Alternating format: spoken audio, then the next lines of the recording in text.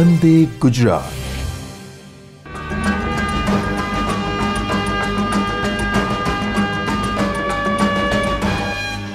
દર્શક મિત્રો, નિયામક શ્રી આયુષની કચેરી, આરોગ્ય અને પરિવાર કલ્યાણ વિભાગ તથા બાયઝેગના સહયોગથી વંદે ગુજરાત હેલ્થ ચેનલ પર આપ સૌ દર્શક મિત્રોનું હાર્દિક સ્વાગત છે। દર્શક મિત્રો, આજે બુધવારનો દિવસ, આયુષ ચિકિત્સાનું અભિન્ન અંગ એવી હોમિયોપેથિક ચિકિત્સા વિશે વાત કરવાનો દિવસ। દર્શક મિત્રો, આપણે 1 વર્ષ કરતાં વધારે સમયથી હોમિયોપેથીની જાગૃતિ અંગેના અલગ અલગ વિષયો સાથે આપની સમક્ષ પ્રસ્તુત થઈએ છીએ। શરૂઆતમાં આપણે કોવિડના સમયગાળામાં અલગ અલગ વિષયો સાથે કોવિડમાં હોમિયોપેથિક સારવારની ઉપયોગિતા વિશે વિસ્તૃત જાણકારી મેળવી, જાગૃતિ મેળવી અને દિન પ્રતિદિન લોકોની અંદર પણ હોમિયોપેથિક સારવાર વિશે જાગૃતિ વધતા જાય છે અને લોકો પોતાના અને પોતાના સ્વજનો માટે હોમિયોપેથિક સારવારને વધુને વધુ અપનાવતા જાય છે અને તેથી જ આપણે દર બુધવારે દર સપ્તાહે એક નવો વિષય આપની સમક્ષ પ્રસ્તુત કરતા હોઈએ છીએ। આજના વિષયની શરૂઆત કરીએ તે પૂર્વે પરમ કૃપાળુ પરમાત્માને પ્રાર્થના કરીએ કે આજના આ કાર્યક્રમ અંતર્ગત જે વિષયને લઈને આપણે હોમિયોપેથિક સારવારની જાગૃતિની વાતો કરવાના છીએ તે દ્વારા સૌ કોઈ પોતાના અને પોતાના સ્વજનો માટે હોમિયોપેથિક સારવારને અપનાવે। સાથે સાથે આપણે એ પણ પ્રાર્થના કરીએ કે હોમિયોપેથિક સારવાર પ્રાપ્ત કરનાર સૌ કોઈ નિરોગી સ્વાસ્થ્ય પ્રાપ્ત કરે તથા હોમિયોપેથિક ચિકિત્સાને વરેલા તમામ હોમિયોપેથિક તબીબ મિત્રો એ હોમિયોપેથિક પદ્ધતિના સ્થાપક એવા ડૉક્ટર સેમ્યુઅલ હનીમેનના સિદ્ધાંતોને પોતાના જીવનમાં ચરિતાર્થ કરે। જ્યારે કોઈ પણ પ્રાર્થના પરમાત્માને નિસ્વાર્થ ભાવે કરવામાં આવે છે ત્યારે તે અચૂક સફળ થતી જ હોય છે અને તેથી જ આપણે શરૂઆત પ્રાર્થનાથી કરીએ છીએ। દર્શક મિત્રો, આજે જે વિષયો પર આપણે ચર્ચા કરવાના છે, જાગૃતિની વાતો કરવાના છે, હોમિયોપેથિક સારવાર કેવી રીતે ઉપયોગી થઈ શકે તેની જે વાતો કરવાના છે તે વિષય ખાસ કરીને ઉંમરલાયક લોકો માટે વિશેષ અગત્યનો છે અને આ સમસ્યા હવે દિન પ્રતિદિન ઉંમરલાયક લોકોમાં ખૂબ જ પ્રમાણજનક સ્તરે વધતી જતી જોવા મળે છે। ઘણા બધા લોકો આ પ્રકારના પ્રશ્નોથી ગ્રસ્ત હોય છે, પરંતુ જાણકારીના અભાવે તે યોગ્ય સારવાર પ્રાપ્ત કરી શકતા નથી। ઘણીવાર તેને સામાન્ય ઉંમરને લીધે થતી તકલીફ એવું માની અને બેસી રહેતા હોય છે અને તેથી જ જ્યારે તકલીફ એવા તબક્કામાં પહોંચી જાય છે કે જ્યાં કોઈપણ પ્રકારની દવાકીય સારવાર છે એ આરામ આપી ન શકે અને અંતે એ તકલીફ માટે દર્દીએ ઓપરેશન તરફ જવું પડતું હોય છે અને ઓપરેશન સારવાર તરીકે તો ખૂબ જ યોગ્ય છે, પરંતુ દરેકની શરીરની પ્રકૃતિ એ પ્રકારની હોતી નથી કે તેઓ ઓપરેશનને યોગ્ય રીતે સ્વીકારી શકે અથવા તો તેમનું શરીર એ ઓપરેશનને સહન કરી શકે અને ત્યારબાદ પણ ઘણીવાર અવનવા પ્રશ્નો ઉપસ્થિત થતા હોય છે। સાથે સાથે એવું પણ થતું હોય છે કે જો આ પ્રકારની તકલીફ છે એ ખૂબ જ લાંબા ગાળા સુધી ચાલે અથવા તો તેના પરત્વે ધ્યાન પૂરતું ન આપવામાં આવે તો તે બીજા મોટા પ્રશ્નો પણ ભવિષ્યમાં ઊભા કરી શકે છે। તો આવી જે તકલીફ છે જેના વિશે આજે આપણે વાત કરવાના છે તે તકલીફ એ મોટી ઉંમરના પુરુષો, મોટાભાગે કે વયસ્ક પુરુષોમાં જોવા મળતી તકલીફ છે અને આ તકલીફ એ પ્રોસ્ટેટની તકલીફ। આ ગ્રંથિ, પ્રોસ્ટેટ ગ્રંથિ છે માત્ર પુરુષોમાં છે, તેના માટે જ આપણે શરૂઆતમાં જ કીધું કે મોટે ભાગે ઉંમરલાયક પુરુષોમાં જોવા મળતી આ તકલીફ છે। 50થી મોટી ઉંમરના જે પુરુષો હોય છે તેમાં આ તકલીફ વિશેષ જોવા મળે છે અને દિન પ્રતિદિન આ તકલીફના પ્રમાણમાં વધારો થઈ રહ્યો છે। તેના વિશે જાણવું, સમજવું અને સારવાર કેવી રીતે કરી શકાય તે અંગે માહિતગાર થવું ખૂબ જ જરૂરી છે। તેથી આપણે આજે આ વિષય પર ચર્ચા કરવાના છે। પ્રોસ્ટેટ સંબંધી અલગ અલગ તકલીફો હોઈ શકે, જેમાં પ્રોસ્ટેટમાં ચેપ લાવવો, પ્રોસ્ટેટની જે ગ્રંથિ છે એના કદમાં વધારો થવો, ઘણીવાર પ્રોસ્ટેટમાં કેન્સર જેવા રોગનું નિર્માણ થવું અથવા તો કેન્સરનો ત્યાં આગળથી ફેલાવો થવો, ઉદ્ભવ થતો હોય છે। આવા અલગ અલગ પ્રશ્નો એ પ્રોસ્ટેટ ગ્રંથિને લઈને થતા હોય છે। તેમાંથી આજે આપણે જે વાત કરવાના છે તે પ્રોસ્ટેટ ગ્રંથિના કદમાં થતો વધારો, જેને મેડિકલની ભાષામાં કહેવાય છે બિનાઇન પ્રોસ્ટેટિક હાઇપરપ્લાસિયા। આ જે તકલીફ છે તેમાં હોમિયોપેથિક સારવાર આપણને કેવી રીતે મદદરૂપ થઈ શકે તે અંગે આપણે જાગૃતિ કેળવવાના છે। ઘણીવાર જ્યારે દવાખાનાઓમાં દર્દીઓ આવતા હોય છે અને તેઓ જ્યારે પ્રોસ્ટેટ સંબંધી તકલીફો માટે ડૉક્ટરને અવનવા પ્રશ્નો પૂછતા હોય છે તો આ કયા કયા પ્રકારના પ્રશ્નો હોય છે એ ધ્યાનમાં રાખી અને આપણે આજનું આ પ્રેઝન્ટેશન તૈયાર કરેલું છે, જેથી કરીને સૌ કોઈને જ્યારે પ્રોસ્ટેટ સંબંધી કોઈ પ્રશ્ન મૂંઝવતો હોય તો તેમને તમામ પ્રકારનું માર્ગદર્શન છે આ પ્રેઝન્ટેશન દ્વારા મળી રહે તે હેતુથી આ તૈયાર કરેલ છે. સાથે સાથે સામાન્ય રીતે ઉપયોગમાં લેવામાં આવતી કેટલીક હોમિયોપેથિક દવાઓ છે તેની પણ આપણે માહિતી આ પ્રેઝન્ટેશનના અંતે જોઈશું. સૌ કોઈને એ પણ જણાવી દેવાનું કે અહીંથી જે માહિતી આપવામાં આવે છે એ ફક્ત વિષય પરત્વેની માહિતી છે. જ્યારે દર્દીએ સારવાર પ્રાપ્ત કરવાની હોય ત્યારે નિષ્ણાત તબીબ પાસે જઈ પોતાના લક્ષણોને આધારે સારવાર પ્રાપ્ત કરવી જોઈએ તો યોગ્ય દવા પ્રાપ્ત થશે. અને હોમિયોપેથિક સારવારની એક ખાસિયત કહી શકાય અથવા તો આગવી વિશેષતા કહી શકાય કે હોમિયોપેથિક સારવાર છે એ ત્યારે જ સચોટ સારવાર સાબિત થઈ શકે કે જ્યારે દર્દીના લક્ષણોને પૂરેપૂરા ધ્યાનમાં લઈને તે પ્રમાણે તે લક્ષણોની સૂચિ પ્રમાણે તેને યોગ્ય હોમિયોપેથિક દવા ઉપલબ્ધ કરાવવામાં આવે, દવા આપવામાં આવે અને એ દવા ડૉક્ટરના કહ્યા પ્રમાણે દર્દી જો નિયમિત રીતે લે તો એ હોમિયોપેથિક દવા છે તેના માટે કારગર સાબિત થઈ શકે. એટલે ક્યાંક વાંચીને ક્યાંક સાંભળીને કોઈ દવા લેવાનું શરૂ ન કરી દેવું. અને સાથે સાથે એ પણ અગત્યનું છે કે જાતે જ તમારા લક્ષણોને આધારે નિદાન પણ ન કરવું. તમને જો આ પ્રકારના કોઈ પણ લક્ષણો જોવા મળતા હોય તો તમારે તમારા નજીકના જે ફેમિલી ફિઝિશિયન હોય, તમે જે નિયમિત રીતે જે ડૉક્ટરના સંપર્કમાં રહેતા હો તે ડૉક્ટર પાસે જવું જોઈએ. પોતાના પ્રશ્નો અથવા તો પોતાના જે લક્ષણો છે તેના વિશે વાત કરવી જોઈએ અને ત્યારબાદ ડૉક્ટર જે નિદાન માટે જે જરૂરી સૂચનો આપે, જે તપાસ માટે આપને જણાવે તે તમામ આપે આગળ તે સૂચન પ્રમાણે અથવા તો તે સલાહ પ્રમાણે આપે આગળ વધવું જોઈએ. આ સૌ કોઈ ધ્યાનમાં રાખે. આ સાથે આપણે આજનો જે વિષય છે તે અંગેનું પ્રેઝન્ટેશન શરૂ કરીએ છીએ કે બિનાઇન પ્રોસ્ટેટિક હાઇપરપ્લાસિયા એ શું છે અને તેમાં હોમિયોપેથિક સારવાર છે એ આપણને કેવી રીતે ઉપયોગી થઈ શકે છે. આપણે વિગતવાર એક એક વસ્તુ તેમાંથી જોઈશું. સૌથી પહેલાં આજનું આ જે પ્રેઝન્ટેશન છે તેમાં આપણે BPH એટલે કે બિનાઇન પ્રોસ્ટેટિક હાઇપરપ્લાસિયા આપણે ટૂંકાણમાં લખેલું છે એ શું છે, એનું પ્રમાણ અત્યારે સમાજની અંદર, દેશની અંદર, વિશ્વની અંદર BPH એટલે કે બિનાઇન પ્રોસ્ટેટિક હાઇપરપ્લાસિયા છે એ કેટલા પ્રમાણમાં જોવા મળે છે, બિનાઇન પ્રોસ્ટેટિક હાઇપરપ્લાસિયા થવાના કારણો કયા કયા છે અને કોને આ તકલીફ થવાનું જોખમ રહેલું છે, બિનાઇન પ્રોસ્ટેટિક હાઇપરપ્લાસિયાનું નિદાન કેવી રીતે થઈ શકે અને જો બિનાઇન પ્રોસ્ટેટિક હાઇપરપ્લાસિયા થયા પછી પણ એની યોગ્ય સમયે સારવાર કરવામાં ન આવે તો તેને કારણે કયા કયા કોમ્પ્લિકેશન્સ અથવા તો તકલીફો ઊભી થઈ શકે તેની આપણે વિસ્તૃત વાત એક પછી એક કરીશું. સૌપ્રથમ આપણે BPH શું છે કે એને કેવી રીતે વ્યાખ્યાયિત કરી શકાય એ પહેલાં પ્રોસ્ટેટ ગ્રંથિ શું છે. પ્રોસ્ટેટ ગ્રંથિ મેં પહેલાં જ કીધું એ ફક્ત પુરુષોમાં જ હોય છે. એ પ્રોસ્ટેટની ગ્રંથિની તકલીફ થવાથી મોટે ભાગે જે તકલીફ થાય છે એ પેશાબમાં તકલીફ થાય છે અને આ પુરુષોમાં 60 વર્ષ બાદ જોવા મળતી હોય છે. મોટે ભાગે 60 વર્ષ બાદ જોવા મળતી હોય છે, પરંતુ અત્યારે એવા પણ ઘણા કેસ જોવા મળે છે કે જેમાં ખાસ કરીને 40, 45, 50 વર્ષના પુરુષોની અંદર પણ આ પ્રકારની તકલીફો શરૂ થયેલી હોય છે.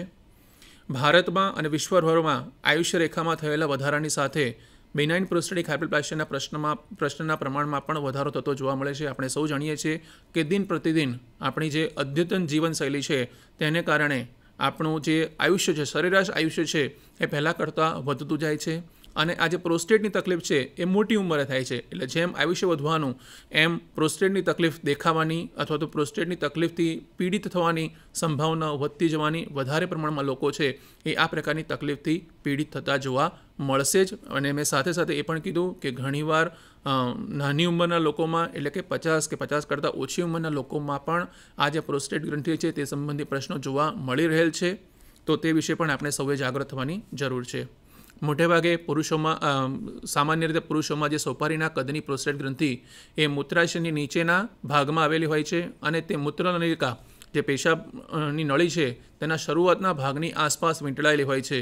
એટલે કે મૂત્રાશયમાંથી નીકળતી મૂત્રનલિકાનો શરૂઆતનો ભાગ એ પ્રોસ્ટેટની વચ્ચેથી એક ગુલાબની પાંદડી હોય અને વચ્ચેની દાંડી હોય એવી રીતે વચ્ચેનો દાંડીનો ભાગ છે એ મૂત્રનલિકા છે અને ગુલાબની પાંદડીઓ છે એ પ્રોસ્ટેટ ગ્રંથિ છે. એવી રીતે એ પ્રોસ્ટેટ ગ્રંથિ આવેલી છે. મોટેભાગે વીર્ય લઈ જતી નલિકાઓ છે એ પણ પ્રોસ્ટેટમાંથી પસાર થઈ અને મૂત્રનલિકામાં બંને બાજુ ખુલે છે. અને આ જ કારણથી પ્રોસ્ટેટ ગ્રંથિ એ પુરુષના પ્રજનન તંત્રનું પણ એક અગત્યનું અંગ છે. તે અંગે પણ એટલા માટે ઘણીવાર પુરુષો આ પ્રકારની તકલીફ થાય છે ત્યારે ખૂબ જ ચિંતિત થઈ જતા હોય છે. હવે આપણે વાત કરીએ કે બિનાઇન પ્રોસ્ટેટિક હાઇપરપ્લાસિયા શું છે. પહેલાં પ્રોસ્ટેટ ગ્રંથિ શું હતી. હવે એ જે પ્રોસ્ટેટ ગ્રંથિની તકલીફ છે મેં એ પણ વાત કરી કે પ્રોસ્ટેટ ગ્રંથિમાં સામાન્ય સોજો આવવો, ઇન્ફેક્શન અથવા ચેપ લાગવું એક તકલીફ છે. બિનાઇન પ્રોસ્ટેટિક હાઇપરપ્લાસિયા એ બીજી તકલીફ છે અને પ્રોસ્ટેટનું કેન્સર એક ત્રીજા પ્રકારની તકલીફ છે. આ ત્રણ અલગ અલગ પ્રકારના પ્રશ્નો છે પ્રોસ્ટેટ ગ્રંથિ સંબંધિત જોવા મળતા હોય છે. એમાંથી આપણે આજે વાત કરવાના છે એ બિનાઇન પ્રોસ્ટેટિક હાઇપરપ્લાસિયા એ શું છે તેના વિશે વાત કરવાના છીએ. આજે બિનાઇન પ્રોસ્ટેટિક હાઇપરપ્લાસિયા છે એટલે કે ઉંમર વધવાની સામે બિનાઇન પ્રોસ્ટેટિક એટલે કે ઉંમર વધવાની સાથે સામાન્ય રીતે જોવા મળે તે પ્રકારની પ્રોસ્ટેટની તકલીફ. અને હાઇપરપ્લાસિયા એટલે કે પ્રોસ્ટેટનું કદ વધવું. પ્રોસ્ટેટ એક પ્રકારની ગ્રંથિ છે. એ ગ્રંથિના કદમાં વધારો થાય પરંતુ આ વધારો એવો છે કે જે સામાન્ય રીતે જોવા મળતો વધારો છે. બરાબર. ઘણીવાર કેન્સરમાં પણ પ્રોસ્ટેટનું કદ છે વધે છે પરંતુ તે સંપૂર્ણ રીતે આખી અલગ બાબત છે. જ્યારે આ છે એ બિનાઇન એક સૌમ્ય પ્રકારનો વધારો છે કે જેને કારણે કેન્સર જેવા કોઈ પણ ચિહ્નો હોતા નથી. એટલે ટૂંકમાં કહીએ તો ઉંમર વધવા સાથે પુરુષોમાં પ્રોસ્ટેટની ગ્રંથિમાં કદમાં વધારો થતાં સામાન્ય રીતે જોવા મળતી તકલીફને BPH એટલે કે બિનાઇન પ્રોસ્ટેટિક હાઇપરપ્લાસિયા કહેવાય છે.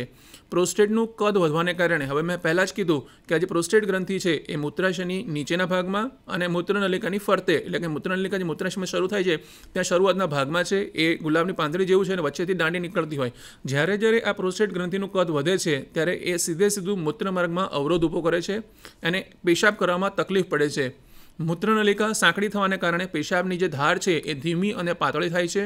અને બિનાઇન પ્રોસ્ટેટિક હાઇપરપ્લાસિયા તે ફક્ત મોટે ભાગે મોટી ઉંમરના પુરુષોમાં જોવા મળતો રોગ છે. આ જે બિનાઇન પ્રોસ્ટેટિક હાઇપરપ્લાસિયાની તકલીફ છે તેમાં ચેપ, કેન્સર કે અન્ય કારણોની તકલીફ પ્રોસ્ટેટની તકલીફોનો સમાવેશ થતો નથી. એ પણ વાતની સ્પષ્ટતા આપણે પહેલાં જ કરી દીધી કે એ અન્ય તકલીફો છે. આપણે એની ચર્ચા અત્યારે કરવાના નથી. આજનો આપણો જે વિષય છે એ બિનાઇન પ્રોસ્ટેટિક હાઇપરપ્લાસિયાનો વિષય છે. આપણે તે પરત્વે વિશેષ ધ્યાન આપીશું કે બિનાઇન પ્રોસ્ટેટિક હાઇપરપ્લાસિયા શું છે.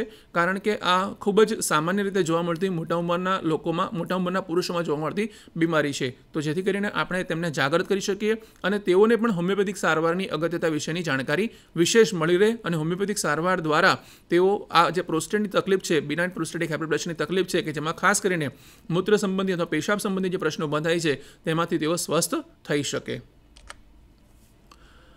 બિનાઇન પ્રોસ્ટેટિક હાઇપરપ્લાસિયા એ 50 વર્ષથી વધુ ઉંમરના એક તૃતીયાંશ જેટલા પુરુષોમાં જે ગુણવત્તાસભર જીવન આપણે જેને ક્વોલિટી ઓફ લાઈફ કહીએ એને અસર કરે છે. અને તેથી જ મેં કીધું એમ પુરુષો અને સાથે સાથે આ જે ગ્રંથિ છે એ પ્રજનન તંત્રના સાથે પણ જોડાયેલી વસ્તુ છે. એટલે જ્યારે આમાં કોઈ પણ પ્રકારની તકલીફ ઊભી થાય છે એ તરત જ એ વ્યક્તિના જે ગુણવત્તાસભર જીવન છે એને ક્યાંક ને ક્યાંક અસર કરતી હોય છે. સમગ્ર વિશ્વમાં જે આપણે જો મેડિકલ ટેક્સ્ટબુક પ્રમાણે જઈએ તો સમગ્ર વિશ્વમાં સરેરાશ 3 કરોડ જેટલા પુરુષો છે એ પ્રોસ્ટેટ ગ્રંથિ સંબંધિત આ જે બિનાઇન પ્રોસ્ટેટિક હાઇપરપ્લાસિયાની સમસ્યા છે તેનાથી પીડિત હોય છે. એટલે આમ જોવા જઈએ તો બહુ જ મોટા પ્રમાણમાં લોકો છે આ સમસ્યાથી તકલીફ પામતા હોય છે. ભારતીય પુરુષોમાં પણ આ તકલીફનું પ્રમાણ દિન પ્રતિદિન વધી રહેલું જોવા મળે છે. આમ જોવા જઈએ ભૌગોલિકના કારણોની આપણે ચર્ચા કરીશું ત્યારે વિશેષમાં વાત કરીશું કે ભારતીય પુરુષોમાં હજી પણ આ જે પ્રોસ્ટેટની તકલીફો છે એનું પ્રમાણ જે પશ્ચિમી જગતના પુરુષો છે તેના કરતાં પ્રમાણમાં ઓછું છે. છતાં પણ હાલના થોડા સમયથી એવું જોવા મળી રહેલ છે કે ભારતીય પુરુષોમાં પણ આ તકલીફ દિન પ્રતિદિન વધતી જાય છે. તેના માટેના કારણો અલગ અલગ હોઈ શકે અથવા તો કયા કારણો વિશેષ જોવા મળે છે તેની પણ વિગતે ચર્ચા આપણે કરીશું. પરંતુ આ અત્યારે ભારતીય પુરુષોમાં પણ જોવા મળી રહેલ છે અને આમાં કોઈ ગ્રામ્ય કક્ષાએ કે શહેરી કક્ષાએ એવા કોઈ ભેદભાવ નથી. દરેક જગ્યાએ આ પ્રકારની તકલીફ જોવા મળી રહેલ છે. એટલે જાગૃત સૌએ થવાનું છે. એ ગ્રામ્ય કક્ષાએ કોઈ રહેતી વ્યક્તિ હોય અથવા તો શહેરી કક્ષાએ રહેતી વ્યક્તિ હોય એ તમામે આ વિશે જાગૃત થવાની જરૂર છે જેથી કરીને તે તરત જ તે અંગેના જે સંબંધિત પગલાં હોય અથવા તો સારવાર માટે જે યોગ્ય ઉપાય કરવાના હોય તે કરી શકે છે. હવે આ જે તકલીફ છે બિનાઇન પ્રોસ્ટેટિક હાઇપરપ્લાસિયા તે થવાના કારણો અને જોખમો કયા કયા છે તે વિશેની વાતો કરીએ. અમુક કારણો છે અને અમુક જોખમી અવસ્થા છે. હવે આ જે કારણો અને જોખમો છે તેના પણ બે ભાગમાં આપણે એને વિભાજિત કરી શકીએ. અમુક કારણો એવા હોઈ શકે કે જે આપણા હાથમાં નથી, તમે એને પરિવર્તિત કરી શકતા નથી, બદલી શકતા નથી. અને જ્યારે અમુક કારણો એવા છે કે જેને આપણે કંટ્રોલ કરી શકીએ, આપણા નિયંત્રણમાં છે, એને આપણે પરિવર્તિત કરી શકીએ. જો એ કારણો અથવા તો એ જોખમી પરિબળો ક્યાંક હયાત હોય આપણી અંદર અથવા તો આપણા સંપર્કમાં, તો આપણે એને ઓછા કરી શકીએ, આપણે એને અટકાવી શકીએ. એ આપણા હાથની વાત છે. તો આ બે પ્રકારના જે પરિબળો છે કે જેને કારણે પ્રોસ્ટેટ સંબંધિત તકલીફ છે એ સમસ્યા સર્જાતી હોય છે. કયા કયા છે? સૌ પહેલું, આ અપરિવર્તિત કારણો અથવા તો જે આપણા હાથમાં નથી. પ્રોસ્ટેટ બિનાઇન પ્રોસ્ટેટિક હાઇપરપ્લાસિયા થવા માટેના જે કારણો છે કે જે આપણા હાથમાં નથી. પહેલું, ઉંમર. આપણે શરૂઆતમાં જ વાત કરી કે કોને થઈ શકે, તો જેમ ઉંમર વધતી જાય છે એમ પ્રોસ્ટેટની આ જે તકલીફ છે એ થવાની શક્યતા વધતી જાય છે. તો ઉંમર વધવી એ કોઈના હાથમાં નથી. ઉંમર વધવાની સાથે પ્રોસ્ટેટ ગ્રંથિનું કદ વધવાની શક્યતા રહેલી જ છે. ભૌગોલિક કારણો, એની પણ મેં આગળ ચર્ચા કરી કે મોટે ભાગે દક્ષિણ પૂર્વ, આપણે જે સાઉથ ઇસ્ટ એશિયા છે, જે દક્ષિણ પૂર્વ આપણે ભારત દેશ આવેલો છે, તેમાં મોટે ભાગે પુરુષોમાં પ્રોસ્ટેટ ગ્રંથિનું કદ છે જેમાં વધારો થાય. બિનાઇન પ્રોસ્ટેટિક હાઇપરપ્લાસિયામાં છે એ પ્રોસ્ટેટ ગ્રંથિની સાઇઝ વધે છે. પણ એ જે આપણે ત્યાં દક્ષિણ પૂર્વ એશિયાના દેશો જે છે, ભારત અને ભારતની આસપાસના જે દેશો છે, અહીંયાના જે પુરુષો છે તેમાં જે કદમાં વધારો થાય છે એ પશ્ચિમી જગતના પુરુષો કરતાં પ્રમાણમાં ઓછું છે. જાનીનિક આનુવંશિકતા પણ જોવા મળે છે. એટલે કે જો વારસાગતમાં જો પિતાને આ તકલીફ હોય તો દીકરાને આ પ્રકારની તકલીફ છે એ ભવિષ્યમાં ઉંમર થતાં આ તકલીફ થવાની શક્યતા રહેલી છે. તો જનીનિક કારણો છે તે પણ છે. અને આ જે કારણો છે બધા કેવા છે? અપરિવર્તિત, તમે એને બદલી શકતા નથી, એ પ્રકારના કારણો છે. જ્યારે કેટલાક કારણો એવા છે પરિવર્તિત કે જે આપણી અંદર આપણે એને ક્યાંક ને ક્યાંક નિયંત્રિત કરી શકીએ. જાતીય અંતઃસ્ત્રાવો, ખાસ કરીને એન્ડ્રોજન કે જેમાં ટેસ્ટોસ્ટેરોન જે પુરુષો માટેનો મુખ્યત્વે હોર્મોન કહેવાય છે, સાથે સાથે પુરુષોની અંદર ઇસ્ટ્રોજનનો પણ હોર્મોન છે, મોટેભાગે સ્ત્રીઓની અંદર વિશેષ હોય છે, તેનું થોડું પ્રમાણ પુરુષોની અંદર પણ હોય છે. તો આ અંતઃસ્ત્રાવોમાં થતા ફેરફારો એ પણ ક્યાંક ને ક્યાંક જવાબદાર હોય છે પ્રોસ્ટેટ સંબંધિત તકલીફ થવા માટે. બીજા નંબર પરનું કારણ છે કે જેને આપણે નિયંત્રિત કરી શકીએ, એક છે મેદસ્વીતા અને શારીરિક વ્યાયામ. મેદનો વધારો, જેમ જેમ મેદ વધતું જાય અને શારીરિક વ્યાયામ જો ઘટતો જાય, આ બંને કારણો છે. મેદનો વધારો થવો અને શારીરિક વ્યાયામમાં ઘટાડો થવો. કોઈપણ વ્યક્તિ છે એનો જો શારીરિક વ્યાયામ ઘટતો જાય તો એ પ્રોસ્ટેટ ગ્રંથિનું એનો કદ વધવાની શક્યતા એની અંદર રહેલી છે. ત્રીજું જે કારણ છે એ ચયાપચય સંબંધી તકલીફો. જો કોઈપણ વ્યક્તિને ચયાપચય સંબંધી તકલીફો હશે તો તેને આગળ જતાં પ્રોસ્ટેટ સંબંધી તકલીફો ઊભી થશે.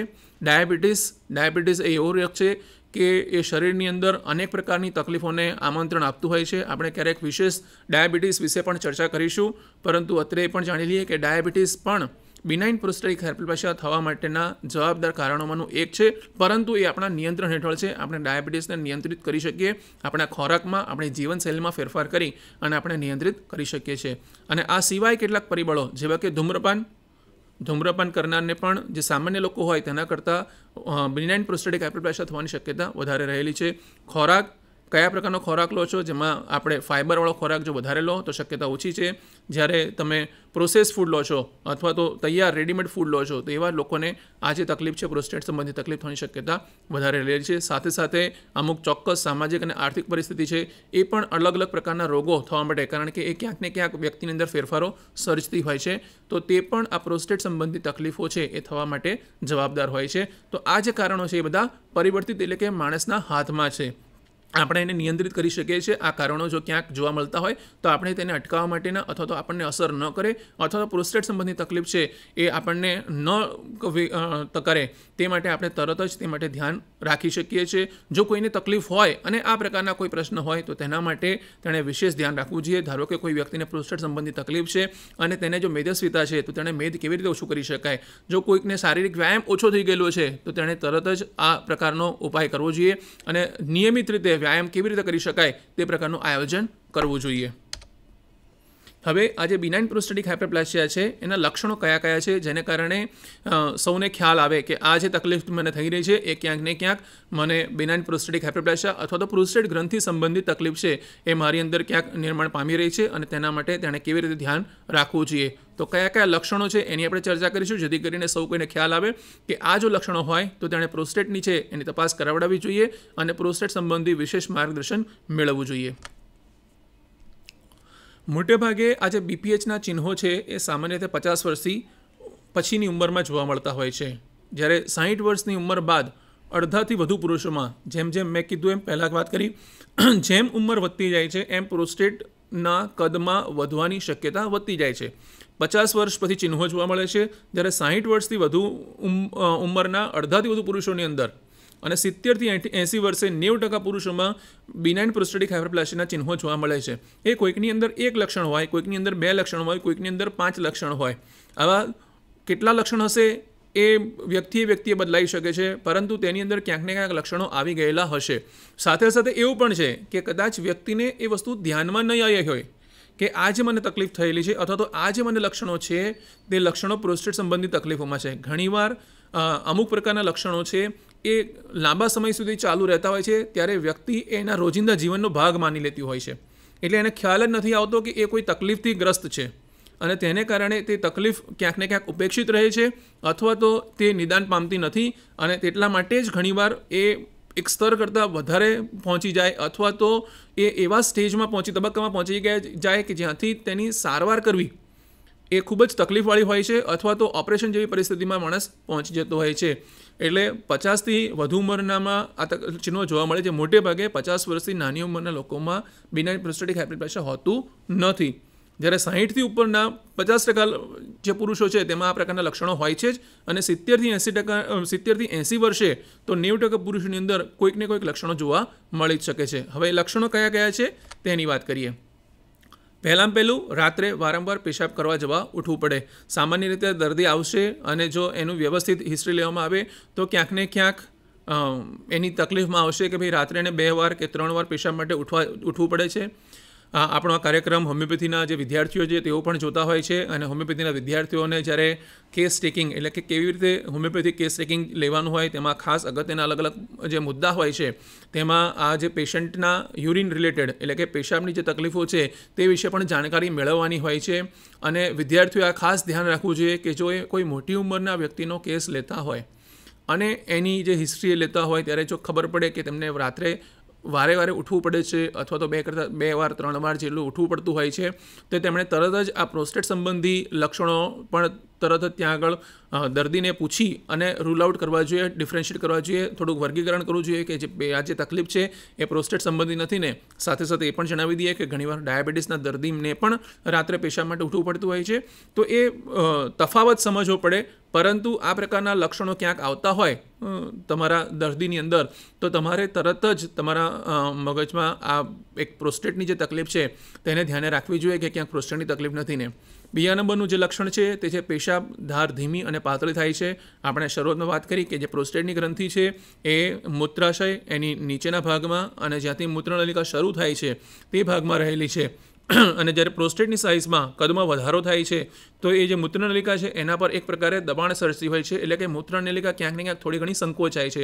એટલે જે પેશાબ બહાર નીકળવું જોઈએ એ પૂરતા પ્રમાણમાં નીકળી શકતો નથી. એટલે કે પેશાબની ધાર છે એ ક્યાંક પાતળી થતી હોય છે, ધીમી થતી હોય છે, સાંકડી થઈ જતી હોય છે. એ પ્રકારના લક્ષણો, એ પ્રકારની ફરિયાદ છે એ દર્દી આવવાનું કહેતો હોય છે કે જે પેશાબની ધાર પહેલાં જે થતી હતી તેના કરતાં ધીમી ધાર થઈ ગયેલી છે અથવા તો તેણે જોર કરવું પડે છે. ત્યારે આપણે તરત જ આ વસ્તુ મગજમાં રાખવી જોઈએ કે આ જે તકલીફ છે એ પ્રોસ્ટેટ સંબંધી તકલીફ છે. ત્રીજા નંબરની જે તકલીફ છે તે છે પેશાબ ઉતરવામાં અથવા તો ઉતરવાની શરૂઆતમાં સમય લાગે. ઘણીવાર એને ઈચ્છા થયેલી હોય પરંતુ જ્યારે પેશાબ કરવા માટે જઈને ઊભો રહે છે ત્યારે તેને પેશાબ ઉતરવામાં થોડી વાર લાગે છે, કારણ કે આપણે આ જે વાત કરી એ જ વાત છે કે આ પ્રોસ્ટેટની ગ્રંથિને કારણે મૂત્રનલિકા એના પર એક પ્રકારે દબાણ આવેલું હોય છે, એ સંકોચાયેલી હોય છે, પૂરેપૂરી ખુલ્લી હોતી નથી. એટલે કે પેશાબ ભરાયેલો છે, એને ઈચ્છા થયેલી છે પરંતુ હજી મૂત્રનલિકા પૂરેપૂરી ખુલ્લી નથી, એટલે પેશાબ બહાર આવતા વાર લાગશે. એને થોડી વાર ઊભા રહેવું પડે છે, ત્યારબાદ પેશાબ શરૂ થાય છે. ઘણા લોકોને એવું તકલીફ હોય છે કે અટકીને પેશાબ થાય, થોડી વાર પેશાબ થાય પછી પાછો અટકી જાય, પછી ફરી પાછો પેશાબ થાય, એવી રીતે થતું હોય છે. ઘણીવાર પેશાબ લાગે ત્યારે તરત જ જવું પડે, કાબુ ન રહે. ઘણીવાર ઉંમરલાયક લોકોમાં આ પ્રકારનો પ્રશ્ન હોય છે કે એઓ કંટ્રોલ કરી શકતા નથી અને જો તરત જ તાત્કાલિક કોઈ વ્યવસ્થા ન હોય કે જેના માટે તેઓ બાથરૂમની વ્યવસ્થા ન હોય, ન જઈ શકે એવું હોય પરિસ્થિતિ, તો ઘણીવાર કપડામાં જ પેશાબ થઈ જાય એવી પરિસ્થિતિ થાય છે. ઘણા લોકોને પેશાબ થઈ ગયા પછી પણ ટીપે પેશાબ આવતો હોય છે, એમણે ઘણીવાર ખૂબ બાથરૂમમાં થોડી વાર ઊભા રહેવું પડતું હોય છે, ત્યારે પૂરેપૂરું જાણે સંતોષ થયો હોય એવું ખુલાસીને પેશાબ થયો હોય એવું લાગતું હોય છે, અથવા તો ઘણીવાર જઈને આવ્યા પછી તરત જ એમ થાય કે ના હજી થોડુંક બાકી રહી ગયું છે, જે ખુલાસીને પેશાબ થયો છે એવું લાગતું નથી હોતું. પેશાબ સંપૂર્ણપણે ન ઉતરવો અને પેશાબ કર્યા પછી સંતોષ ન થાય, મેં કીધું એવી રીતે ખુલાસીને પેશાબ થયો છે તેવું તેમને થતું નથી. આ બધા લક્ષણો એટલા માટે આપ સૌને જણાવવાના કે હોમિયોપેથિક સારવાર છે તે લક્ષણ આધારિત સારવાર છે. જો આપને પ્રોસ્ટેટ સંબંધિત સમસ્યા હોય તો જો આપના લક્ષણો પરત્વે ખૂબ જ ધ્યાન રાખતા હશો અને ચોકસાઈપૂર્વક આપના લક્ષણો આપના હોમિયોપેથિક ડૉક્ટરને જણાવશો તો હોમિયોપેથિક ડૉક્ટર છે એ આપના માટે યોગ્ય હોમિયોપેથિક સારવાર અથવા તો હોમિયોપેથિક દવાની પસંદગી કરી શકશે અને આવી રીતે પસંદ કરેલી દવા છે એ તમને સારામાં સારું પરિણામ આપશે અને આપણી આ જે બેનાઇન પ્રોસ્ટેટિક હાઇપરપ્લાસિયાની જે સમસ્યા છે તેમાંથી આપને ખૂબ જ આરામ મળી શકશે. એટલે કોઈપણ પ્રકારના લક્ષણો હોય, મેં પહેલાં પણ કીધું કે ઘણીવાર આ પ્રકારના જે લક્ષણો છે આપણે એને રોજિંદા જીવન સાથે સંકળીને એને લક્ષણ તરીકે ધ્યાને જ લેતા નથી, અથવા તો ઉંમરને કારણે આ તકલીફ તો હોય જ એવું માની લેતા હોય છે, પરંતુ ઉંમરને કારણે આ તકલીફ હોય અથવા તો આ પ્રકારના લક્ષણો હોય તો તેનું એકવાર નિદાન થાય તે ખૂબ જ જરૂરી છે, કારણ કે જો નિદાન થશે તો યોગ્ય સારવાર થઈ શકશે. તો ફરી એકવાર આપણે સૌએ આ ધ્યાન રાખવાનું છે, જે તમામ મોટી ઉંમરના પુરુષો છે અને આપણો આ કાર્યક્રમ જેઓ જોઈ રહ્યા છે તેઓ પોતે પણ આ પ્રકારની તકલીફો માટે સજાગ બને, તેમના કોઈ મિત્ર વર્તુળમાં પણ આ પ્રકારની તકલીફો સાથે કોઈ ગ્રસ્ત હોય તો તેમને માર્ગદર્શન આપી શકે. ઘણીવાર સિનિયર સિટીઝન જે બધા અલગ અલગ પ્રકારના ચાલતા હોય છે એમાં પણ આ પ્રકારના પ્રશ્નોની ચર્ચા થતી હોય છે, તો તરત જ તેઓ માર્ગદર્શન આપે કે આ પ્રકારની તકલીફો છે એ પ્રોસ્ટેટ સંબંધિત સમસ્યા છે અને તેના માટે હોમિયોપેથિક સારવાર છે એ ખૂબ જ સારી સારવાર છે. હવે આ જે બેનાઇન પ્રોસ્ટેટિક હાઇપરપ્લાસિયા છે તેને કારણે કયા કયા પ્રશ્નો ઉપસ્થિત થઈ શકે જો એને યોગ્ય રીતે સારવાર કરવામાં ન આવે તો કયા પ્રકારની તકલીફ છે એ ઊભી થઈ શકે. જો પ્રોસ્ટેટ ગ્રંથિનું કદ છે એ ખૂબ જ વધારે હોય અને લાંબા સમય સુધી સારવાર ન કરવામાં આવે, આ સામાન્ય રીતે સમજી શકાય એવી જ બાબતો છે. પહેલું છે પેશાબ એકાએક સાવ અટકી જાય, પ્રોસ્ટેટનું કદ ઘણું વધારે હોય અને તેની સારવાર લાંબા સમય સુધી ન કરવામાં આવે તો એક તબક્કે પેશાબ ઉતારવાનું સદંતર બંધ થઈ જાય તેવું બની શકે. આ પ્રકારના દર્દીઓમાં પેશાબ ઉતારવા માટે કેથેટર મૂકવું પડે છે. બરાબર. ફરી એ જ વાત છે, મેં કીધું એવી રીતે પ્રોસ્ટેટની જે ગ્રંથિ છે એ મૂત્રનલિકાની ફરતે આવેલી છે અને મૂત્રનલિકાની વચ્ચેથી પસાર થતી હોય છે. પ્રોસ્ટેટિક ગ્રંથિના કદમાં વધારો થવાથી મૂત્રનલિકા સંકોચાય છે, એના પ્રકારે દબાણ આવે છે અને જો એ સદંતર બંધ થઈ જાય તો યુરિન બહાર આવી શકતું, પેશાબ છે બહાર નીકળી શકતો નથી અને પેશાબ અટકી જાય છે અને એના માટે પછી કેથેટર મૂકી અને કેથેટર અંદર સુધી જવા દેવું પડે ત્યારે પેશાબ છે એ છૂટથી થતો હોય છે. તો આ એક પ્રકારનો ગંભીર પ્રશ્ન ઘણીવાર ઉપસ્થિત થતો હોય છે. બીજું કોઈ પ્રશ્ન ઉપસ્થિત કયા થઈ શકે? પેશાબ સંપૂર્ણ રીતે ન ઉતરવાને કારણે પેશાબ મૂત્રાશયમાંથી ક્યારેય સંપૂર્ણ રીતે ખાલી થતો નથી. આ કારણસર પેશાબમાં વારંવાર ચેપ થઈ શકે છે અને ચેપ કાબૂમાં લેવામાં તકલીફ પડે છે. આ એના પછીનું પહેલું એ છે કે પેશાબ અટકી જાય છે. હવે જો પેશાબ અટકેલો રહેશે, કદાચ પૂરેપૂરો અટકતો નથી, થોડોક થાય છે, થોડોક અટકેલો રહે છે, તો એ રહેશે ક્યાં આગળ? એ મૂત્રાશયની અંદર રહે છે. હવે મૂત્રાશયની અંદર જો પેશાબ અમુક કરતાં વધારે પ્રમાણમાં પડી રહે તો એમાં હંમેશા ચેપ લાગવાની શક્યતા છે અને એ ચેપ વારંવાર લાગે તો પણ તકલીફ થતી હોય છે. એને કારણે ચેપને કારણે જે મૂત્રાશય છે તેમાં પણ તકલીફ ઊભી થતી હોય છે અને તે સિવાય આગળ જતાં ક્યાંક ને ક્યાંક કિડનીમાં પણ પ્રશ્ન ઉપસ્થિત થતા હોય છે. તો આ પણ પ્રોસ્ટેટનું જો કદ વધારે હોય અને લાંબા સમયથી સારવાર ન કરવામાં આવે તો જોવા મળતા ગંભીર પ્રશ્નોમાંના એક છે. ઘણીવાર દર્દી આ પ્રકારના તબક્કામાં જ્યારે રોગ પહોંચે છે, તકલીફ પહોંચે છે ત્યારે જ આવતા હોય છે, ત્યાં સુધી તેને સંપૂર્ણપણે આ વિશેની કોઈ જાગૃતિ હોતી નથી. એટલે ફરીવાર આપ સૌને આ આપણા જે આજનું પ્રેઝન્ટેશન છે, આજનો જે વિષય છે તેનાથી એ જ માર્ગદર્શન આપવાનું કે આવા કોઈપણ પ્રકારના પ્રશ્ન હોય તો તેના માટે વિના વિલંબે તેમાં ખૂબ જ સત્વરે યોગ્ય ડૉક્ટર પાસે જઈ અને સારવાર શરૂ કરાવડાવી દેવી જોઈએ. તો આ એક બીજો પ્રશ્ન કે એમાં વારંવાર ઇન્ફેક્શન થઈ શકે છે, મૂત્રાશયમાં ચેપ લાગી શકે છે. ત્રીજું, જો લાંબા સમય સુધી સારવાર કરવામાં ન આવે તો શું થાય છે? મૂત્રમાર્ગમાં અવરોધ વધે, મૂત્રાશયમાં ઘણો વધુ પેશાબ એકઠો થાય છે.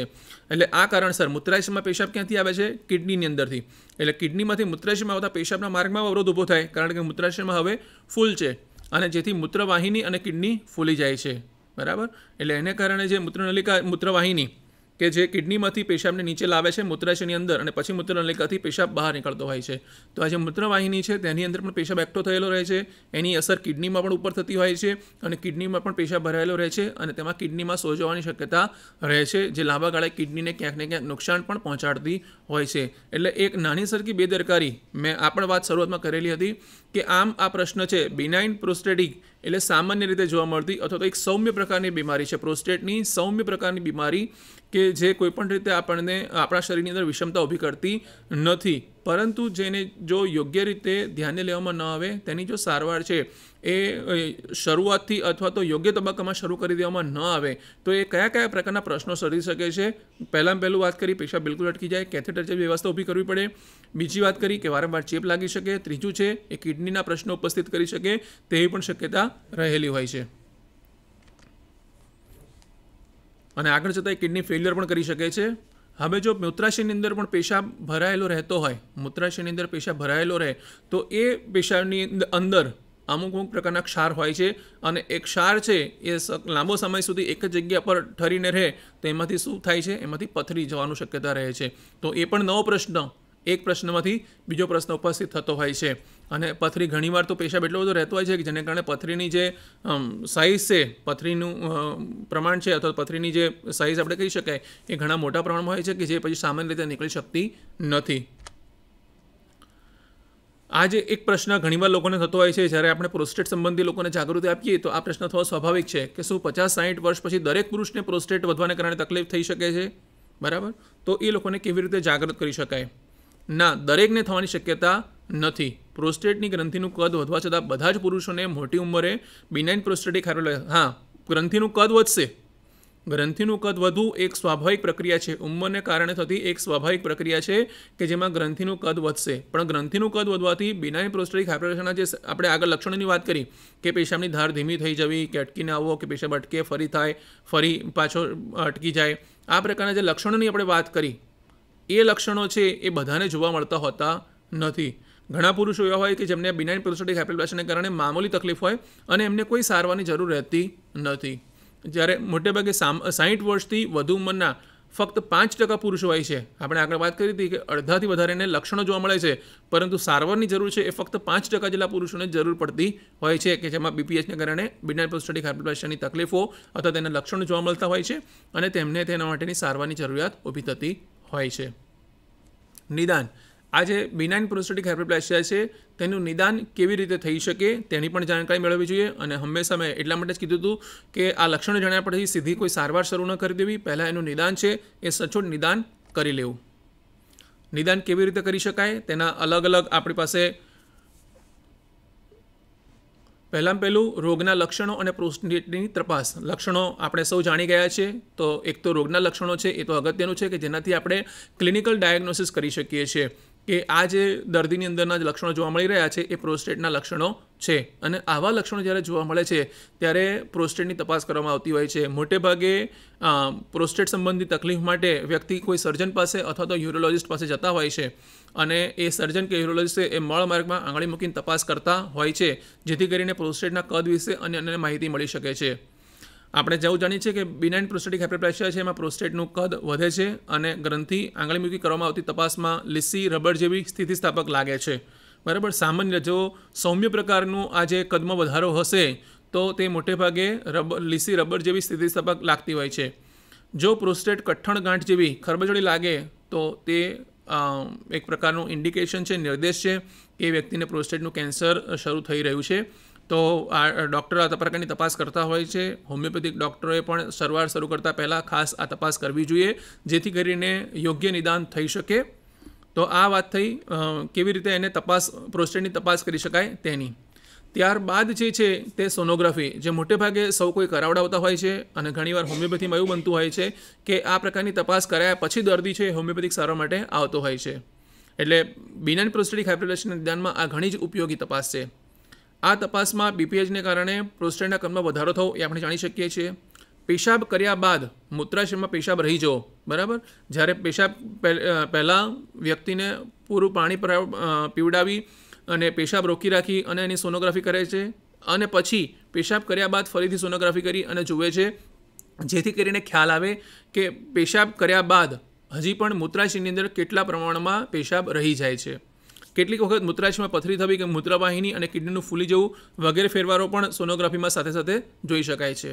અને જ્યારે સોનોગ્રાફીમાં તપાસ કરવામાં આવે છે અને જો પેશાબ કર્યા બાદ જે પેશાબ મૂત્રાશયમાં છે એ જો 50 ml કરતાં ઓછો હોય તો જે મોટે ભાગે સામાન્ય જેવું હોય છે, પરંતુ જો 100 ml કરતાં વધારે પ્રમાણમાં પેશાબ છે એ મૂત્રાશયની અંદર રહી જતો હોય તો તેના માટે આગળ યોગ્ય તપાસ અને સારવાર માટેની આયોજન કરવાની જરૂર પડે છે.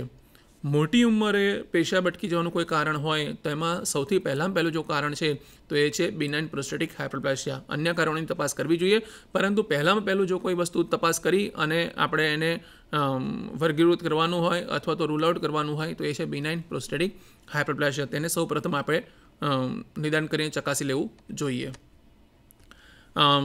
અત્યારે વ્યક્તિગત રીતે પ્રોસ્ટેટિક સિમ્પટમ્સ સ્કોર અથવા તો ઇન્ડેક્સ પ્રકારની પણ એક પ્રકારની લક્ષણોની માહિતી છે કે જ્યારે સારવાર શરૂ કરીએ તે પહેલાં આ જે લક્ષણો છે એ લક્ષણોને આધારે નક્કી કરવામાં આવે છે કે વ્યક્તિને પ્રોસ્ટેટની તકલીફ છે એ કયા સ્ટેજની અંદર છે, તો તેની પણ વિશેષ માહિતી મળી શકાય. ઇન્ટરનેશનલ પ્રોસ્ટેટ સિમ્પટમ સ્કોર છે કે જેનાથી પ્રોસ્ટેટના નિદાનમાં મદદ મળે છે અને દર્દીને પ્રોસ્ટેટ સંબંધી તકલીફો છે એ તકલીફોને ધ્યાનમાં લઈ અને એક પ્રકારનું ચાર્ટ જો બનાવવામાં આવે છે અને એના પ્રમાણે કે ભાઈ એને રાત્રે કેટલી વાર જવું પડે છે, પેશાબની ધાર છે એ કેટલી પહેલાં કરતાં કેટલા પ્રમાણમાં ધીમી થઈ ગયેલી છે, આવા અલગ અલગ લક્ષણો જે છે એ લક્ષણોનું પ્રમાણ અથવા તેની તીવ્રતા કેટલી છે એના આધારે એક પરિમાણ નક્કી કરવામાં આવે છે કે ભાઈ એને આ તકલીફ છે એ આટલા પ્રમાણમાં છે, જેથી કરીને દવા શરૂ કર્યા પછી ખબર પડી શકે કે દવા કરવાથી એમાં કેટલો ઘટાડો થયો છે. એટલે નિદાન અને એની ગંભીરતા અંગેની માહિતી આપે છે. લેબોરેટરી તપાસ. આ તપાસ દ્વારા બિનાઇન પ્રોસ્ટેટિક હાઇપરપ્લાસિયાનું નિદાન થતું નથી, પરંતુ બિનાઇન પ્રોસ્ટેટિક હાઇપરપ્લાસિયામાં સંભવિત એવી તકલીફના નિદાન માટે તે મદદરૂપ બને છે. ધારો કે પેશાબની તપાસ, તો તમે લેબોરેટરીમાં પેશાબની તપાસ કરાવી શકો. લેબોરેટરીમાં પેશાબની તપાસ કરવાથી શું ખબર પડે તો પેશાબમાં ચેપની તકલીફ. ઘણીવાર દર્દીને થોડા પ્રમાણમાં ચેપ હોય તો ખબર જ નથી પડતી હોતી કે એને ચેપ છે, તો એ જ્યારે પેશાબની તપાસ કરાવડે ત્યારે ખબર પડે છે કે એને પેશાબમાં ચેપ છે. એ ચેપને કારણે ઘણીવાર પેશાબની અંદર પરું જતું હોય તો પણ ખબર પડતી હોતી નથી. તો આ એક વાતથી લેબોરેટરીની તપાસમાં પેશાબની તપાસ કરીને ખબર પડે છે. બીજું, લેબોરેટરી તપાસમાં લોહીની તપાસ કરે અને એમાં એક ક્રિએટિનિન નામનું તત્વ છે એની તપાસ કરી શકાય. તો આ ક્રિએટિનિન શું કરે છે, એ કિડનીની કાર્યક્ષમતા વિશે માહિતી આપે છે. આપણે અગાઉ વાત કરી કે જો પ્રોસ્ટેટનું કદ વધતું હોય અને એની સમયસર સારવાર કરવામાં ન આવે તો એ પ્રોસ્ટેટની કદ વધવાને કારણે પેશાબની મૂત્રનલિકા છે એ બંધ થતી હોય છે, અટકી જતી હોય છે, મૂત્રાશયમાં પેશાબ ભરાઈ રહેતો હોય છે, તેની અસર મૂત્રવાહિની પર થતી હોય છે અને કિડની પર થતી હોય છે, જેમાં પેશાબ ભરાઈ રહેવાને કારણે સોજો આવતો હોય છે અને આગળ જતાં એ કિડની ફેલિયર જેવા તબક્કા સુધી પહોંચી જતું હોય છે. તો આ જે કિડની ફેલિયર ક્યાંક થયેલું છે કે નથી થયેલું અથવા તેની શરૂઆત થયેલી છે કે નહીં ખબર ક્યારે પડે, એ આ ક્રિએટિનિનની તપાસ કરાવીએ તો. એટલે લેબોરેટરીની તપાસ છે એ બિનાઇન પ્રોસ્ટેટિક હાઇપરપ્લાસિયાના નિદાન માટે ઉપયોગી એટલી નથી, પરંતુ બિનાઇન પ્રોસ્ટેટિક હાઇપરપ્લાસિયા માટે જરૂરી અથવા સંભવિત એવી તકલીફો છે એની સાથે સંકળાયેલી એ બધી તકલીફોના નિદાન માટે લેબોરેટરી તપાસ એ ખૂબ જ જરૂરી છે. તો એ પણ ડૉક્ટરે કરાવડાવવી જોઈએ અને આપ જાઓ તો આપે પણ આપણા ડૉક્ટર પાસે લખાવી અને આ પ્રકારના જે લેબોરેટરી તપાસ છે એ પણ કરાવડાવી લેવી જોઈએ, જેથી કરીને આપણને ખબર પડી જાય. સાથે સાથે બીજું એક તપાસ છે જેને કહેવાય છે પ્રોસ્ટેટ સ્પેસિફિક એન્ટિજન, કે જે પણ લેબોરેટરીમાં તપાસ કરવામાં આવે છે અને તેમાં પણ લોહી દ્વારા એ તપાસ કરવામાં આવે છે અને આ તપાસ છે એ પ્રોસ્ટેટ કેન્સર એને આપણે રૂલ આઉટ કરી આપે છે અથવા તો એની વિશે માહિતી આપે છે. એ પ્રોસ્ટેટ સ્પેસિફિક એન્ટિજનના પ્રમાણમાં અમુક હદ કરતાં એનું જે સામાન્ય પ્રમાણ છે તેના કરતાં જો તે વધારે હોય તો એ આ માહિતી આપે છે કે આ વ્યક્તિને પ્રોસ્ટેટ કેન્સર હોવાની શક્યતા છે. તો તે તપાસ પણ લેબોરેટરીમાં કરવામાં આવે છે. તો તે અંગે પણ આપણે સૌએ જાણકારી રાખવાની જરૂર છે. એટલે પેશાબમાં ચેપની તકલીફ છે, ક્રિએટિનિન કે જે કિડની ફેલિયર માટે છે અને પ્રોસ્ટેટ કેન્સર માટે જે પ્રોસ્ટેટ સ્પેસિફિક એન્ટિજન છે, આ ત્રણ છે એ ખાસ અગત્યની લેબોરેટરી તપાસ છે અને તમામ જે પ્રોસ્ટેટની તકલીફવાળા દર્દીઓ છે એ તમામની અંદર છે આ તપાસ છે એક અચૂક કરાવડાવવી જોઈએ. બિનાઇન પ્રોસ્ટેટિક હાઇપરપ્લાસિયા માટે નહીં, પરંતુ તેની સાથે સંકળાયેલી જે તકલીફો છે તેને હંમેશા આપણે તફાવત કરવા માટે અથવા તો વર્ગીકૃત કરવા માટે તેને જાણવી ખૂબ જ જરૂરી છે. આ સિવાય અન્ય તપાસો બિનાઇન પ્રોસ્ટેટિક હાઇપરપ્લાસિયા જેવા ચિહ્નો જે દર્દીઓમાં હોય તેવા દર્દીઓને રોગના પાકા નિદાન માટે ઘણીવાર યુરોફ્લોમેટ્રી, આપણે એક વાત કરી કે બિનાઇન પ્રોસ્ટેટિક હાઇપરપ્લાસિયામાં પેશાબની ધાર છે એ ધીમી થઈ જાય છે અથવા પેશાબ અટકીને આવે છે એવું થાય છે. તો આવું બીજા કોને થઈ શકે કે જો કદાચ કોઈકને મૂત્રાશય છે એના સ્નાયુઓ છે એ નબળા પડી ગયા હોય, તો તેમાં પણ મોટેભાગે જ્યારે પેશાબ બહાર નીકળતો હોય ત્યારે મૂત્રાશયની દિવાલના સ્નાયુઓ છે એ બરાબર જોરથી સંકોચાતા હોય છે, જેથી કરીને પેશાબ બરાબર બહાર આવી શકે.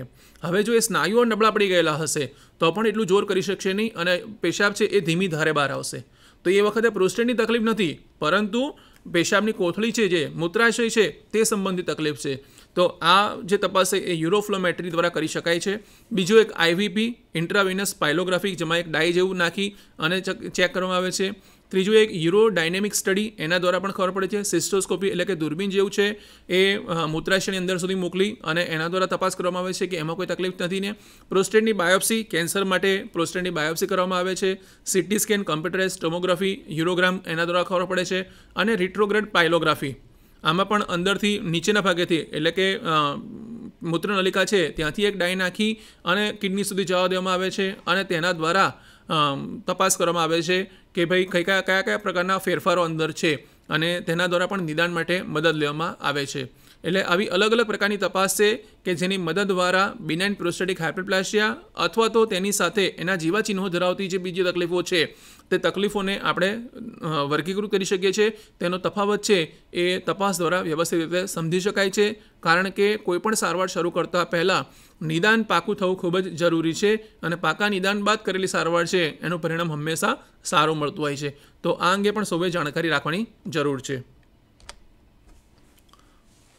શું બિનાઇન પ્રોસ્ટેટિક હાઇપરપ્લાસિયા જેવી તકલીફ ધરાવતા દર્દીને પ્રોસ્ટેટના કેન્સરની તકલીફ હોઈ શકે? તેનું નિદાન કઈ રીતે થઈ શકે? હા, બરાબર. કારણ કે બંનેમાં તકલીફ બંને એ બિનાઇન પ્રોસ્ટેટિક હાઇપરપ્લાસિયા કે સૌમ્ય પ્રકારનો કદમાં વધારો હોય કે કેન્સરમાં કદનો વધારો હોય, બંનેમાં લક્ષણો તો એક જ પ્રકારના આવતા હોય છે, પરંતુ જે પ્રોસ્ટેટ કેન્સર છે એનું પ્રમાણ છે એ બિનાઇન પ્રોસ્ટેટિક હાઇપરપ્લાસિયા કરતાં ખૂબ જ ઓછું છે. એટલે દર વખતે બિનાઇન પ્રોસ્ટેટિક હાઇપરપ્લાસિયા થયું છે એટલે કેન્સર થશે જ એવું જરૂરી નથી, અથવા તો જેને બિનાઇન પ્રોસ્ટેટિક હાઇપરપ્લાસિયા થયા એને કેન્સર થશે અથવા તો એ કેન્સર માટેનું એક કારણ છે એવું જરૂરી નથી. તો આ અંગે પણ કોઈએ ભયભીત થવાની જરૂર નથી. બિનાઇન પ્રોસ્ટેટિક હાઇપરપ્લાસિયાની સારવાર કેવી રીતે થઈ શકે? સારવારમાં પણ બે પ્રકાર છે. એક એવી સારવાર મોટે ભાગે કે જેમાં ક્યાંક ને ક્યાંક જીવનશૈલી, આપણે જ્યારે કારણોની વાત કરી ત્યારે જ વાત કરી કે અમુક કારણો એવા છે કે અપરિવર્તિત, જેને આપણે બદલી શકતા નથી, અને અમુક કારણો એવા છે કે જે પરિવર્તિત, કે જેમાં આપણે ફેરફાર કરી શકીએ છીએ, આપણા હાથમાં છે, આપણા નિયંત્રણમાં છે. અને મોટે ભાગે આ જે નિયંત્રણમાં છે એવા જે કારણો છે અથવા તો જોખમી પરિબળો છે એ આપણી જીવનશૈલી સાથે સંકળાયેલી વસ્તુઓ છે. તો એને આપણે કેવી રીતે ફેરફાર કરી શકીએ, તેમાં કેવી રીતે આપણે બદલાવ લાવી શકીએ જેથી કરીને આપણને પ્રોસ્ટેટ સંબંધી જે તકલીફો છે તેમાં આરામ થઈ શકે. ઘણીવાર સામાન્ય ફેરફારો કરવાથી પણ આપણને આ પ્રકારની તકલીફો છે એમાં ખૂબ જ આરામ મળી શકતો હોય છે. અને એ પણ વાત કરી કે બધા લોકોને સારવારની જરૂર હોય છે એવું પણ નથી. જો યોગ્ય રીતે આ પ્રકારના જીવનશૈલીમાં ફેરફાર કરવામાં આવે અને તેમના લક્ષણોમાં આરામ મળતો હોય તો કાંઈ ચિંતા કરવાની વિશેષ જરૂર રહેતી નથી અને સારવાર વગર પણ તેઓ સ્વસ્થ જીવન વિતાવી શકે છે. તો પહેલાં આપણે જીવનશૈલીમાં કયા ફેરફારો કરી શકાય કે જેના દ્વારા પ્રોસ્ટેટ સંબંધી આજે બિનાઇન પ્રોસ્ટેટિક હાઇપરપ્લાસિયા સંબંધી જે પ્રશ્નો છે, લક્ષણો છે, તેમાં કેવી રીતે આરામ મળી શકાય તેની વાતો જોઈ લઈએ. જીવનશૈલીમાં થતા ફેરફારો. એક તો પ્રવાહી લેવાની અને પેશાબ જવાની ટેવમાં ફેરફાર. દર 2 કલાકે પેશાબ કરી લેવો જોઈએ. વધુ લાંબા સમય માટે પેશાબ રોકી ન રાખો, બરાબર. આના ફાયદા 2 છે. એક તો ઘણીવાર તમે એવી જગ્યાએ કદાચ હો, તમે 2 કલાકે જઈ આવેલા હોય તો તમે આયોજન કરેલું હોય તો યોગ્ય જગ્યાએ તમને એ જગ્યા મળી જાય કે જ્યાં તમે પેશાબ માટે જઈ શકો. ઘણીવાર એવી જગ્યાએ હોય કે ભાઈ તમે પેશાબ માટે જઈ ન શકો અને રોકી શકાય એવી પરિસ્થિતિ ના હોય આ તકલીફને કારણે, તો પણ તકલીફ ઊભી કરે. બીજું એવું પણ થઈ શકે કે જો તમે રોકી રાખો છો, તમારે પ્રોસ્ટેટની તકલીફ છે, તમારે પેશાબ ધીમે ધીમે આવે છે અને મૂત્રાશયની અંદર પેશાબ ભરાયેલો રહે છે, તમે રોકી રાખો છો, વધારે ભરાયેલો રહે છે, એ ક્યાંક ને ક્યાંક ચેપ લાગવા માટેની શક્યતા વધારે છે, તમને જલ્દીથી ચેપ લાગવાની શક્યતા રહેશે. તો એટલા માટે આયોજન પ્રમાણે દર 2 કલાકે ક્યાંક પેશાબ કરી લેવો જોઈએ, વ્યવસ્થિત આયોજન સાથે. 2 વખત પેશાબ કરવો, પેશાબ કર્યા બાદ થોડીવાર પછી ફરી પેશાબ કરવો, બરાબર. એ પ્રકારનું ધીરે ધીરે આયોજન. આ મોટે ભાગે આપણે તકલીફ જોવા મળતી હોય છે કે દર્દી એવું કહેશે કે જઈ આવ્યા પછી ફરીથી એકવાર જવાની ઈચ્છા થાય છે. તો તમે જ્યારે જાઓ છો ત્યારે જ શાંતિથી વ્યવસ્થિત, ઉંમરલાયક લોકો હોય એટલે આમે પણ એમને કોઈ ઉતાવળ જેવું વધારે હોતું નથી, તો શાંતિથી વાયકું પેશાબ કરી લે જેથી કરીને ફરીથી એમને જવું પડે નહીં. ત્રીજું, લોહીની PSAની તપાસ દ્વારા પ્રોસ્ટેટ કેન્સરનું નિદાન છે તે પણ ખાસ ચેક કરાવડાવી લેવું જોઈએ જેથી કરીને એ પ્રકારની કોઈ તકલીફ હોય તો તેના માટે પણ વિશેષ જો કોઈ સારવારની જરૂર હોય તો થઈ શકે. સાંજે અને રાત્રિના સમય દરમિયાન એવા પદાર્થો કે જે ને કારણે પેશાબ છે એ વધારે પ્રમાણમાં બને અથવા તો પેશાબ માટે વધારે જવું પડે તેવા પદાર્થોનું સેવન ઓછું કરવું જોઈએ. ધારો કે ચા, કોફી વગેરે કેફીન ધરાવતા પીણા છે, આલ્કોહોલ વગેરે ન લેવા જોઈએ. વધુ પ્રમાણમાં પ્રવાહી, એક સાથે વધુ પ્રવાહી લેવા કરતાં આખા દિવસમાં થોડા થોડા સમય ઓછું પ્રવાહી લેવું એ પણ સારું જ છે. રાત્રે સૂતા પહેલાં અથવા તો બહારગામ જતાં પહેલાં પ્રવાહી ઓછું લેવું, અથવા તો કોઈ એવી દવાઓ છે કે જેને કારણે પેશાબ વધારે થતું હોય તો તે લેવાના સમયમાં કેવી રીતે ફેરફાર કરી શકાય, આપના જે ડૉક્ટરે આપેલી હોય એ ડૉક્ટરના સંપર્કમાં રહી અને દવાઓના સમયમાં તમે ફેરફાર કરી શકો, જેથી કરીને આપણે રાત્રે પણ ઉઠવું ન પડે. કારણ કે પ્રોસ્ટેટની તકલીફવાળા દર્દીઓને ઘણીવાર પેશાબ માટે રાત્રે ઉઠવું પડતું હોય છે, તો એમની ઊંઘમાં ખલેલ ન પહોંચે તો એ માટે કેવી રીતે ફેરફાર થઈ શકે તે પ્રકારનું પણ આયોજન કરવું જોઈએ.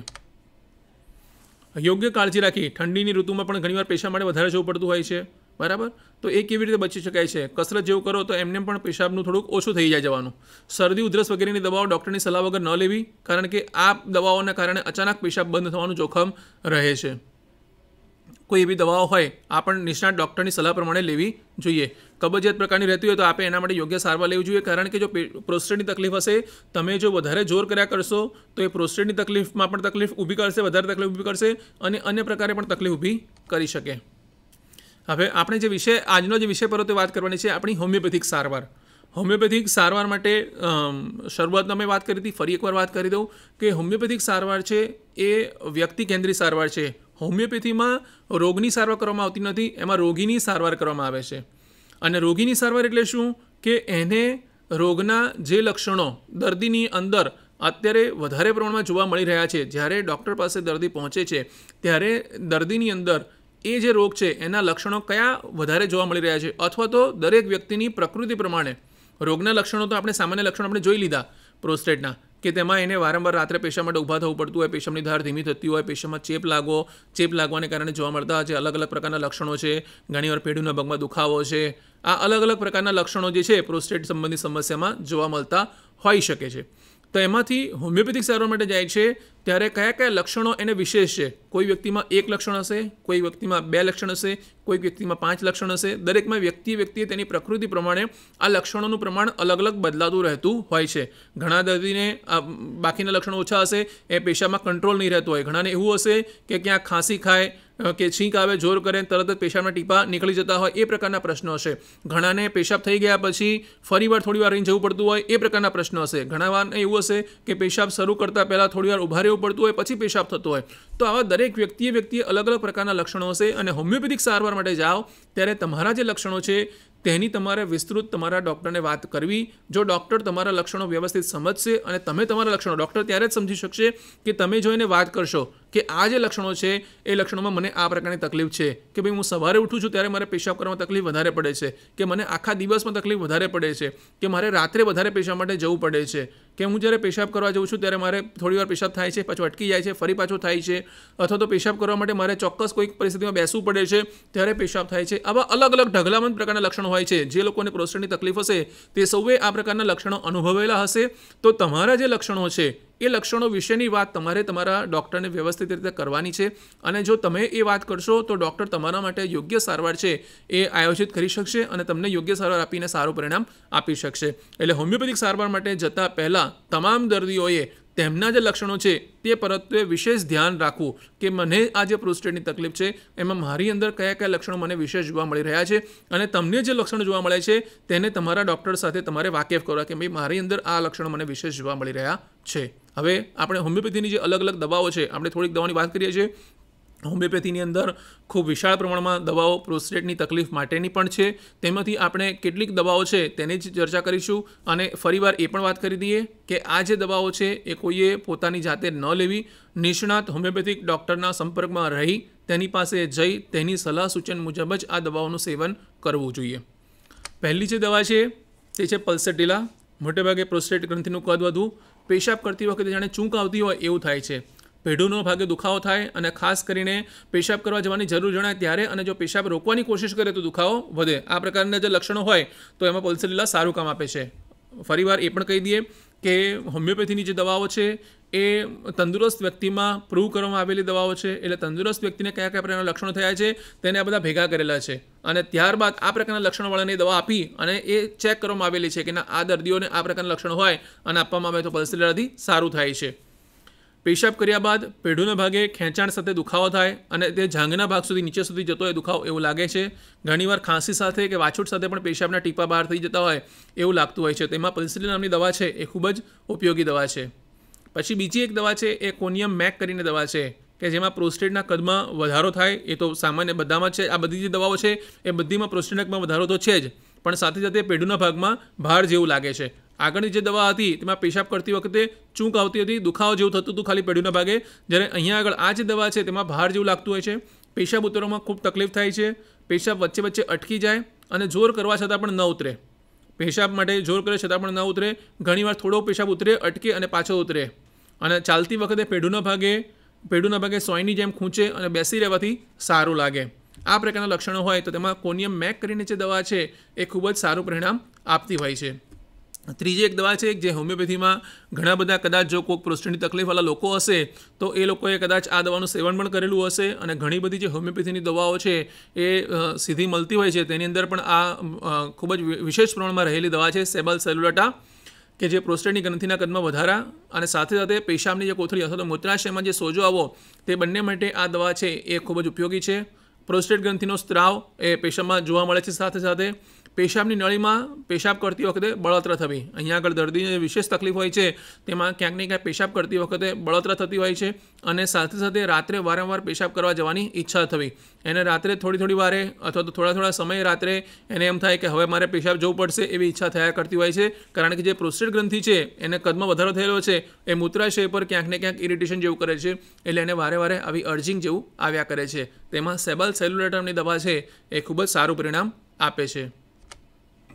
ત્યારબાદ કેલ્કેરિયા કાર્બ. આમાં મૂત્રાશય સંબંધી લક્ષણો, પ્રોસ્ટેટ તો છે જ પણ એની સાથે મૂત્રાશય સંબંધી લક્ષણો છે વિશેષ જોવા મળે છે અને એના માટે આ દવા ખૂબ જ ઉપયોગી છે. મૂત્ર નલિકામાં જાણે સોય ખૂંચતી હોય તેવું, કારણ કે ચપ્પુ વાગ્યું હોય તેવો દુખાવો થવો, પેશાબ ભરાયેલો ન હોવા છતાં પણ પેશાબ કરવા જવાની ઈચ્છા થવી. ખરેખર મૂત્રાશયમાં કશું નથી પણ છતાં પણ પેશાબને દર્દીને શું થાય છે એને એમ થાય કે ના મૂત્રાશય ભરેલું છે, મારે પેશાબ કરવા જવું છે. કારણ કે પ્રોસ્ટેટ ગ્રંથિ છે એ બ્લેડર ઉપર પ્રેશર કરી રહી છે. પેશાબ ઉતારવામાં તકલીફ. પેશાબ કેવો હોઈ શકે? ઘેરા રંગનો, કથ્થાઈ, ખરાબ વાસ આવતી હોય અને જાણે ક્ષાર નીકળતા હોય એ પ્રકારનું લાગે. જો આ પ્રકારના જો લક્ષણો દર્દીની અંદર જોવા મળે તો એમાં કેલ્કેરિયા કાર્બ છે એ સારું પરિણામ આપી શકે છે. અને ફરીવાર આ તો આપણે સામાન્ય અત્યારે પ્રોસ્ટેટના જે લક્ષણો છે એની વાત કરી રહ્યા છે. સાથે સાથે આ જે કેલ્કેરિયા કાર્બના અન્ય લક્ષણો હોય તેની પણ ધ્યાને લેવું જોઈએ અને ડૉક્ટર એ બધું નક્કી કરી અને ત્યારબાદ દવા આપે તો પરિણામ સારું મળી શકતું હોય છે. ત્યારબાદ એક દવા છે બરાઇટા કાર્બ કે જેમાં પ્રોસ્ટેટનું કદ વધવાની સાથે શુક્રપિંડ કઠણ થઈ જતો હોય છે. આપણે વાત કરી હતી જ્યારે પ્રોસ્ટેટની તપાસ કરીએ તો પ્રોસ્ટેટ ગ્રંથિ છે એ રબર જેવી, લીસી જેવી દેખાતી હોય છે. જ્યારે કઠણ થઈ જાય તો સમજો કે પ્રોસ્ટેટ ગ્રંથિમાં કંઈક ફેરફાર થયેલો છે અને કેન્સર જેવું પણ શરૂઆત થઈ શકે છે. આ જે બરાઇટા કાર્બ છે એમાં પ્રોસ્ટેટ ગ્રંથિનું કદ વધે છે અને શુક્રપિંડ છે એ કઠણ થઈ જતા હોય છે. પેશાબ કરવાની ઈચ્છા થાય ત્યારે તરત જવું પડે, રોકી શકે નહીં. બરાઇટા કાર્બ ક્યારે આપવાની થાય? જો કોઈ એવા દર્દી હોય કે જેમને પેશાબ રોકી શકતા નથી અને પેશાબ કર્યા પછી પણ ફરીવાર એમને પેશાબ કરવાની જે ઈચ્છા થાય અને ઘણીવાર ચાલતા પણ ટીપે પેશાબ ઉતરે, એવા દર્દીઓમાં બરાઇટા કાર્બ સારું પરિણામ આપે છે. સાથે સાથે પેશાબ માટે જોર કરવા જતાં મસા બહાર આવી જતા હોય તો આ પ્રકારનું કોઈ લક્ષણ ધરાવતા દર્દીઓ હોય તો તેમાં પણ બરાઇટા કાર્બ છે એ ખૂબ જ સારું પરિણામ આપતી દવા છે. એક ચીમાફિલા છે, તેમાં પ્રોસ્ટેટમાં સોજાના લક્ષણો પણ સાથે સાથે હોય છે. પેશાબ ઉતરવાનો અટકી જવો, બેઠા હોય ત્યારે પેઢુમાં જાણે ગોળા જેવું હોય એવું એમને લાગતું હોય છે. થોડોક પેશાબ ઉતરે અને પેશાબમાં ચિકાસ કે પરુ જતું હોય, બરાબર, તે પ્રકારનું તેમને થતું હોય છે. અને પેશાબ કરતી વખતે જોર કરતાં બળતરા કે દાઝ્યા હોય તેવો અનુભવ થાય છે. મોટેભાગે તેમને પેશાબ કરવા માટે પગ પહોળા કરીને આગળ નમે પછી જ પેશાબ ઉતરે.